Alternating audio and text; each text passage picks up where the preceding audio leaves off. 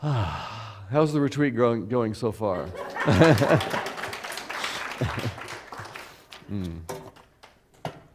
I have to tell you, I love your hat. You look like a beautiful bird over there. Just beautiful. And she was talking about the bird, and I'm looking at you. And Derby Day. Derby Day, right. So this is my talk. Finding the gift must be present. There's more to it. Must be present to win. Finding the gift must be present to win. And we can cut that off some. Thank you. And I think being present is half the game, isn't it? Just like showing up into this moment instead of wandering off in our minds. And then we can be present for whatever gifts really are here. I love starting with a joke, so I have a new joke for you, and it's a little bit on topic. So this happens in the Middle Ages. It's a town square in this little village, and there's a scaffold that's been built in the center of town, and 3 men are set to be executed at the guillotine. So already it's hysterical, okay?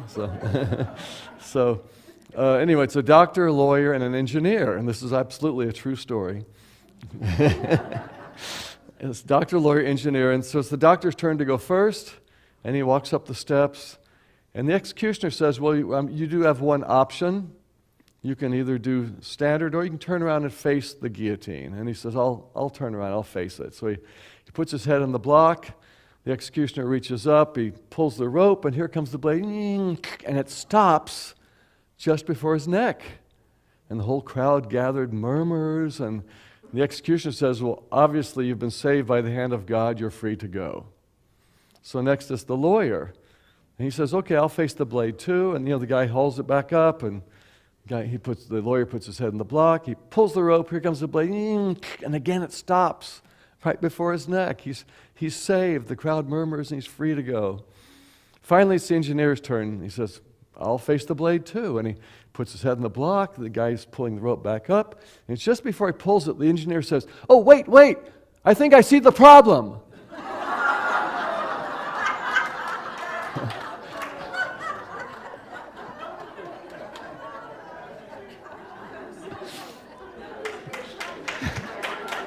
Oh, okay. So maybe he didn't find the gift in that situation. Maybe he didn't find the gift. A few years ago, I wrote a song, and this came to me when I was, assisting and leading a retreat in Sicily. And when I lead the retreats, I'm often participating in the exercises too. And at the end of this one exercise, my heart was cracked wide open. I remember I was sitting with my hands up in the air like this, and I heard this voice, and it just kept repeating this one phrase over and over again, and it kept saying, it's all a gift. It's all a gift. It's all a gift. It's all a gift. And just the more I heard it, the deeper it got into me, where I was just taking in, like, letting every single thing that happens to me and to us. Can we find the gift in everything? Because on one level, your higher self is begging to grow. And your lower self is busy trying to beat it off, like you got this ping pong paddle, like everyone's throwing ping pong balls. No. But your higher self is saying, please, how can I keep stretching? How can I keep growing? And yet we resist. Finding the gift must be present to win. One of the, just a second. There's did anyone do the EST training? Do you remember the EST? It was this personal growth thing that was kind of big in the late 70s, early 80s, and there are more evolutions that have continued. I took it in 1980, and I remember the trainer from the stage. He was up there, and he, like about halfway through the weekend, there's like this big hotel ballroom, 500 people. And at one point, the thing that sticks in my mind most from the stage, at the top of his voice, he yelled at us. He said, "You need your problems." We're all sitting there thinking, what's he talking about? You need your problems. Because without problems, you'd have nothing to do. Well, kind of scratched our heads. Well, I guess, but I'm not going to affirm, please bring me problems, and yet there's some truth in that. We need that hero's journey. We need that experience of overcoming, getting through the obstacle course, the growth, the achieving. And I remember I thought about that, and because some people say, no, I don't want any problems. Like, please, just let life be easy. Well, we all kind of say that, but I want to propose something to you. What if you decide you're going to watch a 2-hour movie, and you sit down, whether it's in your living room or at the theater, and the movie starts, and what if for the next 2 hours on that screen, what if everything went right? Would that be the most boring movie you ever sat through for 2 hours? Well, welcome to your life. You need the adventure, So how can we find the gift in the process? I had and sometimes gifts, it takes years to see them. Have you ever had that where you realize a year or two later, oh, that's why that needed to happen. Oh, that was the gift in that. I have an example, and this is, one example is my divorce. It was the worst thing that happened to me 30 years ago. I was, devastated. And yet, I now see that it was the right thing. Because now I'm now I'm married to someone I'm actually happy with, where she actually loves me back. So I have, with the first marriage, my little catchphrase that I would work with my mind with was, if a cat doesn't want to sit on your lap, it's not going to. Why try and make a cat sit on your lap? So now I'm happy in a marriage. So, hey, but it took a while to see that, to find the gift in what looked horrible. I have a kind of less intense example I'd like to share, and this goes back to when I was 10 years old, something that happened. And I just recently saw the gift in it. So here's what it is. It's the day before Valentine's Day, 5th grade, and the teacher says, get out your construction paper and scissors and paste, or we're going to make Valentine cards. And so we did, and we were cutting and pasting, back when it really was cutting and pasting, and making these cards. Nobody finished that afternoon, so she said, just take them home, finish them at home, and then come put them on my desk in the morning when you come on Valentine's Day. So I did. I took it home, and I remember sitting at the kitchen table working on it, and I hadn't written anything in it yet. So I thought, well, you need a little poem and a Valentine's card. And so I got out my pen, and just really quickly, 4 really kind of sweet lines came out. It's like I was channeling it or something, and oh, that's nice. And then I finished cutting and pasting and folded it up and got it ready, and the next morning, put it on the teacher's desk. So about 5 minutes later, she comes over to my little desk and says, Charlie, I just saw your Valentine card, and I have to give you an F.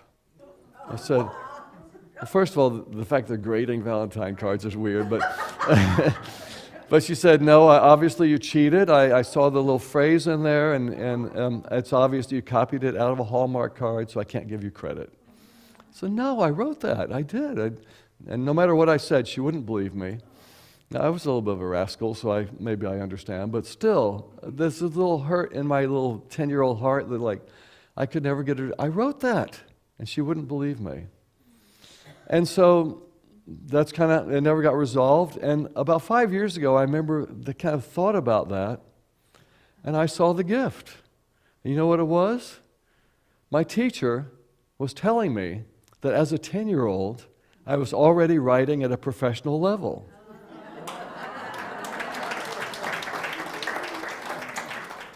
And look what I do for a living. I'm a songwriter. I'm always writing lyrics and poetry. So, again, not earth-shattering, and yet it was a gift. Go, oh, okay, now that feels complete. Finding the gift must be present to win. Now this, what you brought up, Marcia, this morning, we often, if we see things happening in the world that are sad or hard, and often that question pops into our mind, how could God let this happen? So this is like the old white-haired, bearded man in the sky pulling strings. And for me, God is this energy of creativity and love, this thing that we're all a part of. And so if you want to ask that question, I think what God is letting happen is that we get to choose how we're going to react to what we see in our world. So are we going to add more fear when we see this on the news? Because we're all part of a group consciousness. We are part of what we're all thinking. And so we have a choice. Are we going to add more fear to it, or are we going to hold a presence of peace and love and kindness and whatever it's going to take to shift? Because it's really just people's minds that are going a little bit nuts and then expressing this into the world. So what we can let happen is how we react to it and what energy we bring to our world. So how could God let this happen? What God's letting happen is that, but we can add. We can't control people's free will. People are going to do what they're going to do. It's just how we respond. I wrote a song called Everything's an Opportunity, and in the chorus it kind of speaks to this. In the chorus the words go, it's a momentary choice, and I'm going through it constantly, remembering which voice will bring my joy to me. And at every moment, the object of the task that your lower mind is given is constant evaluation, split-second evaluation of everything, mostly out of self-protection. That lower mind, it's that animal mind, that lizard brain, whatever you want to call it, it's busy protecting you, and usually there's only two choices. There's this fork in the road every split second. Are you going to go down love or fear? What's your choice going to be? In every split second, how you react to your world. It's a momentary choice, and I'm going through it constantly, remembering which voice will bring my joy to me. So let's see if we can remember to keep choosing the fork in the road that goes to love. Let's bring that to our group consciousness, to what we're putting out into the world. A Course in Miracles says, it's a great kind of flipped around phrase, the cost of giving is receiving. The cost of giving is receiving. Whatever you're giving out to the world, that's what you'll be living in. That's what you'll be receiving.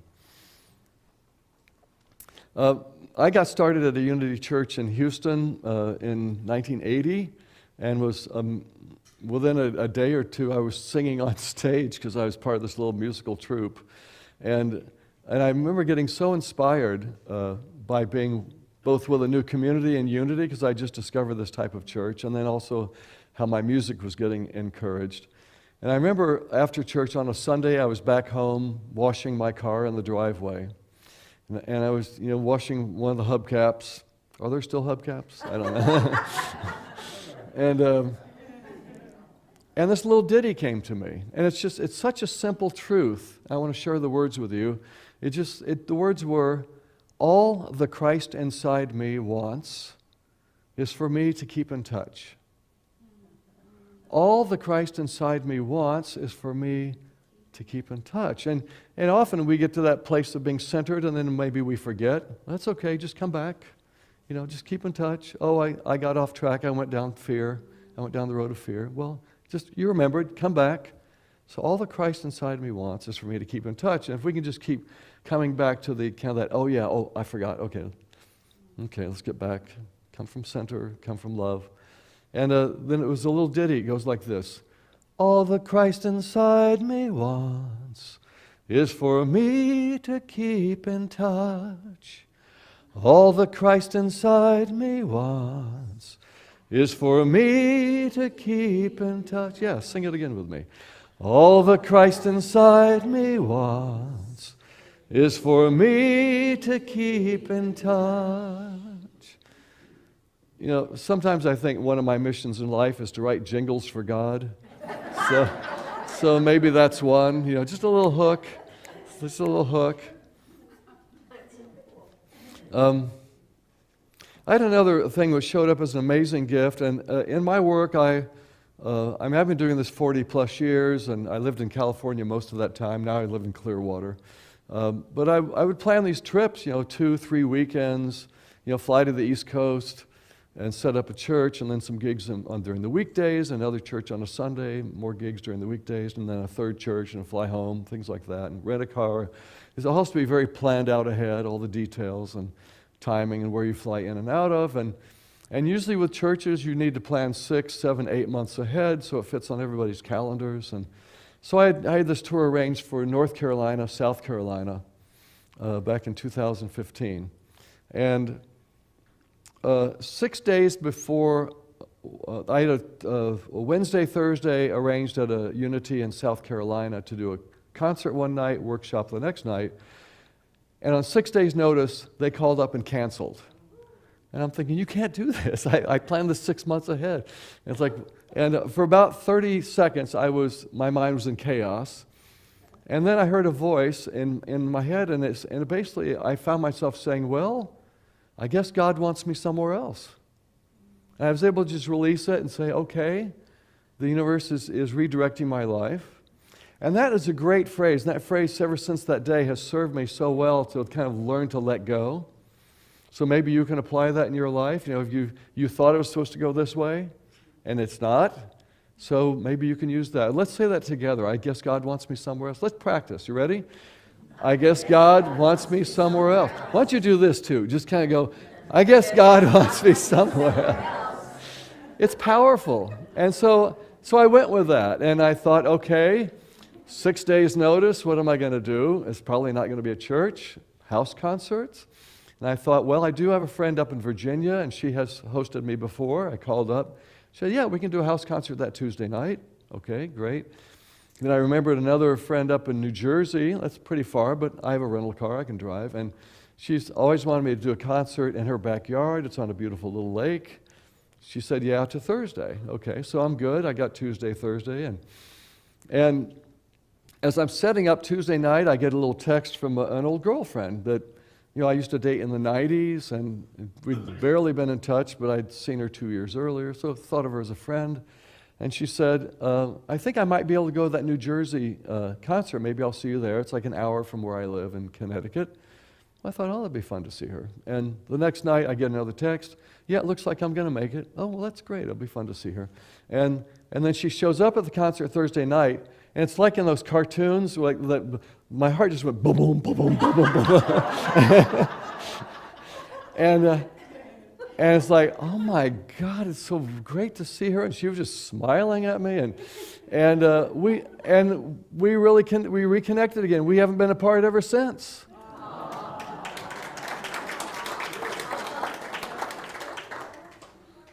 I'm gonna cry. It's so sweet. And we got married a year and a half later, and I'm in love, and I just love it's the perfect. And we met in Unity years ago, and just we reconnected. So I guess God wanted me somewhere else.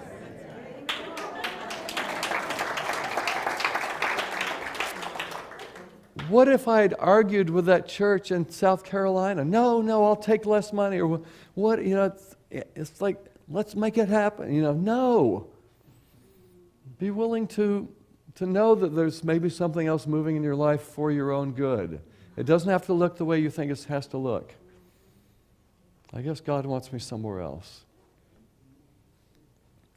I know we're probably running late, aren't we, because this is a retreat. I want to share one more quick story with you, and I'll close this up. My mom went through a 7.5 journey of Alzheimer's, and she passed almost 10 years ago now. And as she got deeper and deeper into it, I wanted to make sure that I visited regularly. It was like a 6-hour drive, so sometimes I'd fly. And just to support, to be with her and to support my dad, and he was taking care of her at home, and eventually got in some more help in home. And, how do you find the gift in Alzheimer's? And what I was realizing was that sometimes, finding the gift can be a little bit of a what's in it for me. So how can I be a gift becomes the question. What's in it from me? And what I discovered was, she was my first music teacher. She taught me ukulele when I was 8 because she'd learned from her dad, and now I said, hey, show me. And so I learned all these songs, which were actually from the 1920s that her dad had taught her. So fast forward to, I'm visiting with Alzheimer's. I find the ukulele at the house, and I start playing these old songs. And this beautiful woman who was mostly not very present, as soon as I played the music, she was right there. And she was smiling and knew all the words. It was just like, we got my mom back. So What a gift, that this is something I was able to bring. No one else in the family could do this. Just like when I would chill, we just like play music as much as possible and just brought her so present. So sometimes it's what's in it from me. What's in it from me? To come back to that knowing place of how I can, tune into what's needed. To come back to center. All the Christ inside of me wants is for me to keep in touch. Thank you. Thank you. Thanks.